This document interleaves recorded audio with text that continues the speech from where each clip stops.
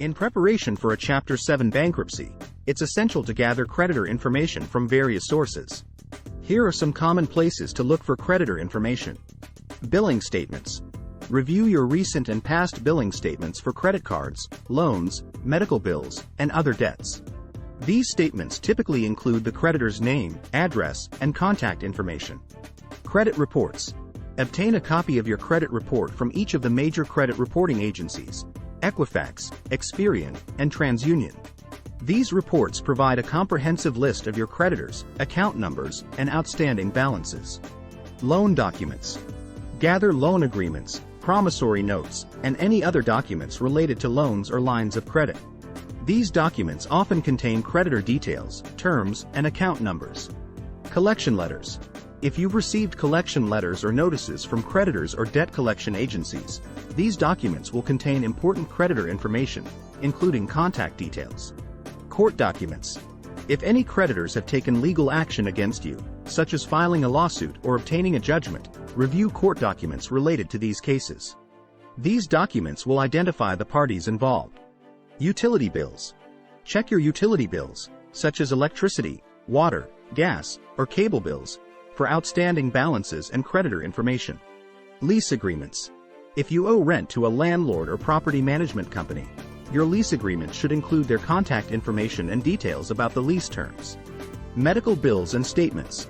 Gather medical bills, insurance statements, and receipts for any outstanding medical debts. These documents will provide information about healthcare providers and creditors. Tax records. Review your tax records for any outstanding tax debts. The IRS or state tax authorities are considered creditors, and their contact information will be on tax-related documents. Bank statements. Examine your bank statements for any automatic payments or withdrawals related to creditors. This can help identify creditors you may have forgotten about. Online accounts. Log into your online banking and credit card accounts to access creditor information. You can often find contact details and account numbers within your account profiles. Personal records. Sometimes, loans or debts may involve friends or family members.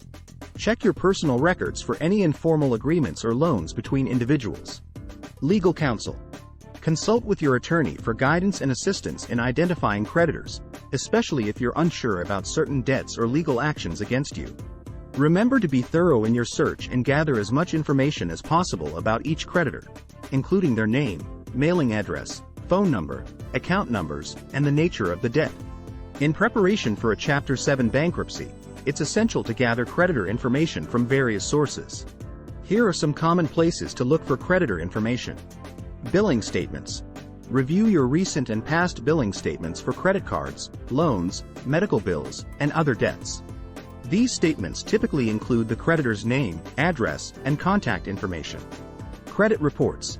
Obtain a copy of your credit report from each of the major credit reporting agencies: Equifax, Experian, and TransUnion.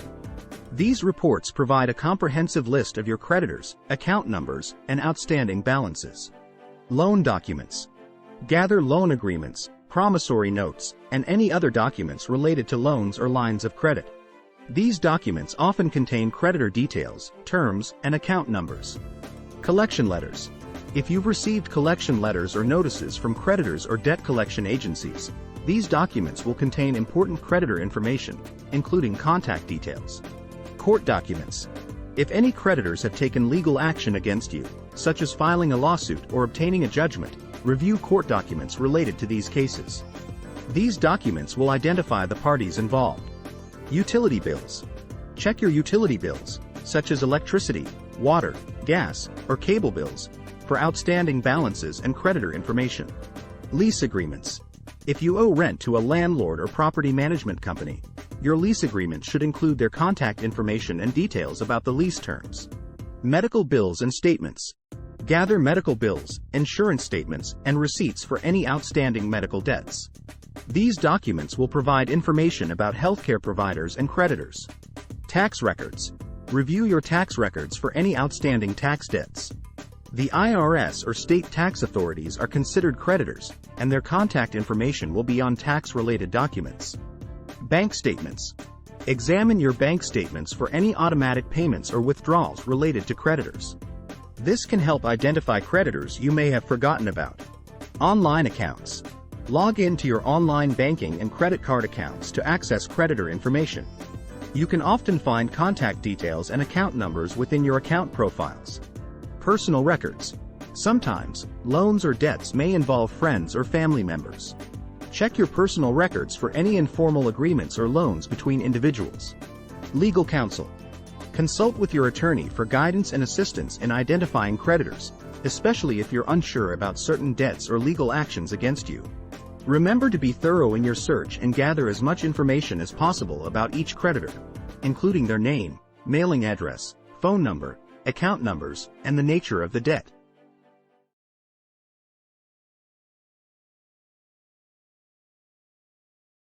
Lesson 2B.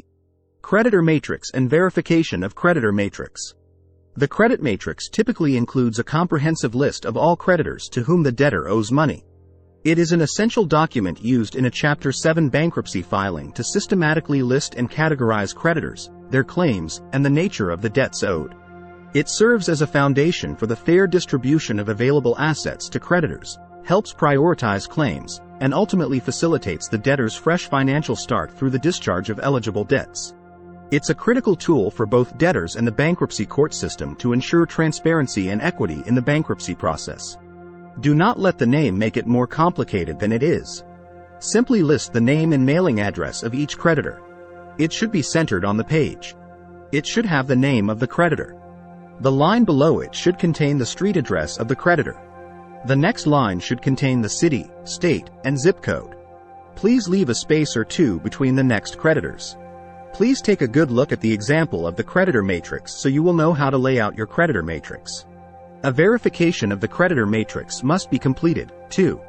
Its purpose is to acknowledge the accuracy and completeness of the list of creditors, commonly referred to as the creditor matrix, submitted. The bankruptcy rules and procedures mandate that the debtor or their legal representative must verify the accuracy and completeness of the creditor matrix. This verification is typically done under penalty of perjury, meaning that the individual or attorney attests, in writing, that the information in the creditor matrix is true and correct to the best of their knowledge. The verification of creditor matrix serves several important purposes in the bankruptcy process. A. Creditor notice. It ensures that all creditors listed in the matrix will receive notice of the bankruptcy case, which is essential for creditors to participate in the proceedings, assert their claims, and receive any potential distributions from the debtor's assets. B. It helps protect the rights of creditors by ensuring they are properly notified and have an opportunity to participate in the bankruptcy process. This transparency is crucial in maintaining the integrity of the bankruptcy system. C. By requiring a sworn verification, the court aims to hold debtors accountable for the completeness and accuracy of their creditor list. Providing false or incomplete information could have legal consequences. D. An accurate and complete creditor matrix streamlines the bankruptcy process by reducing disputes and delays related to creditor notification. Please see the PDF as a sample, Verification of Creditor Matrix. The Verification of Creditor Matrix contains a citation for your case, which refers to the heading or introductory section of the document. Here is what a typical caption in a legal pleading includes. Court information. The name of the court where the document is being filed should be prominently displayed in the caption. This identifies the jurisdiction where the case is being heard, such as a federal court, state court, or specific court division. Case title. The case title is a concise description of the legal action and should include the names of the parties involved. For example, in a bankruptcy, the case title will be, "In re your name." Case number. You will receive this number upon the filing of the bankruptcy. It is the unique case number assigned to the case by the court. Leave it blank until you receive your case number, but the creditor matrix must be filed at the time of bankruptcy. It can be amended, if necessary. Filing information. The caption may also include information about the type of document being filed. It will be the creditor matrix. In this example, the caption provides all the necessary information to identify the court, the parties, the case number, the type of document, a complaint in this case, and the presiding judge. This standard format ensures clarity and consistency in legal documents, making it easier for all parties involved and the court itself to understand the nature of the case and the specific document being filed.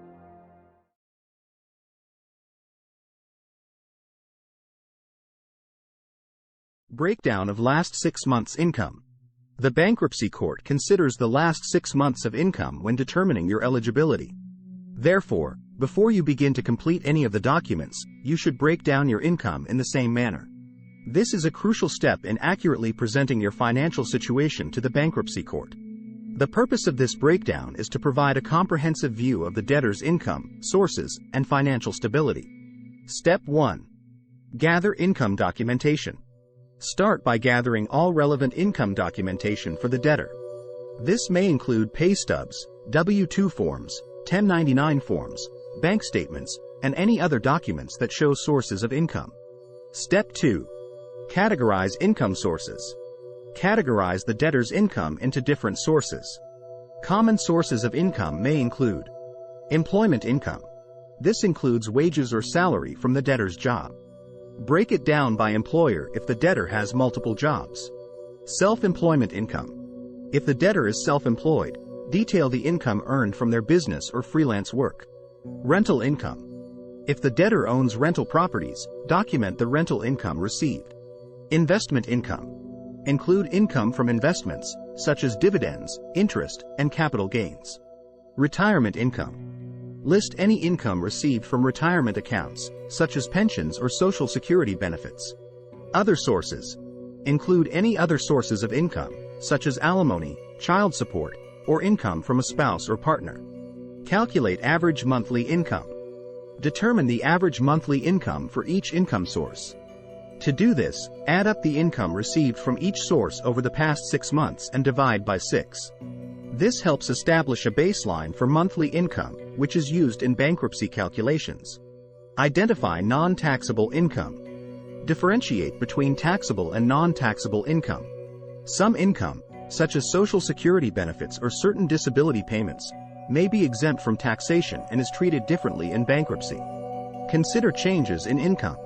If there have been significant changes in income over the past 6 months, provide explanations. For instance, if the debtor recently lost a job or had a sudden increase in income, clarify these changes. Detail deductions and expenses. In addition to income, document any allowable deductions and necessary expenses. Common deductions may include taxes, health insurance premiums, retirement contributions, and child support payments. File and maintain records. Once the income breakdown is complete and the necessary forms are filled out accurately, file the Chapter 7 bankruptcy petition with the court. Maintain records of all income-related documentation for reference and potential future inquiries from the court or creditors. Remember that accurately documenting income is crucial in a Chapter 7 bankruptcy filing. Failure to do so can lead to legal complications, including potential dismissal of the case.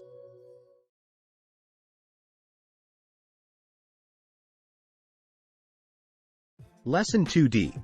Who lives with you and do they contribute to your household expenses?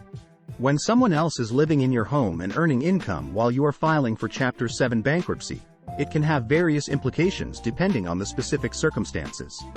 The impact largely depends on whether the person living in your home is considered a contributing member of your household, their relationship to you, and the nature of their income. Household size and means test. The means test is a critical component of a Chapter 7 bankruptcy filing. It assesses your eligibility for Chapter 7 bankruptcy based on your income, expenses, and household size. If the person living in your home is part of your household and contributes to your expenses, their income may need to be included in the means test calculations. This can potentially affect your eligibility for Chapter 7 bankruptcy. Spouse's income. If the person living in your home is your spouse and you are filing for bankruptcy jointly, their income is typically included in the means test calculations. Joint filers are required to disclose both spouses' incomes and expenses. Non-spouse's income. If the person living in your home is not your spouse, their income may or may not be relevant to your bankruptcy case. If they are not financially connected to you, their income may not need to be disclosed. However, if they contribute significantly to your household expenses, the bankruptcy court may consider their financial support when evaluating your financial situation. Rent or contribution from the occupant. If the person living in your home pays rent or contributes to household expenses, this income should generally be disclosed as additional income in your bankruptcy filing. It is considered part of your overall household income. Exemptions and allowable expenses. Depending on your jurisdiction and the specific circumstances, there may be exemptions or allowable expenses that can offset the impact of additional household income. Spousal support or child support payments. If the person living in your home is providing spousal support or child support to you, this income is typically considered separately from your own income. It may not impact your eligibility for Chapter 7 bankruptcy, but it should still be disclosed. In summary, the impact of someone else living in your home and earning income on your Chapter 7 bankruptcy filing depends on various factors, including their relationship to you, their financial contributions to the household, and your jurisdiction's bankruptcy laws.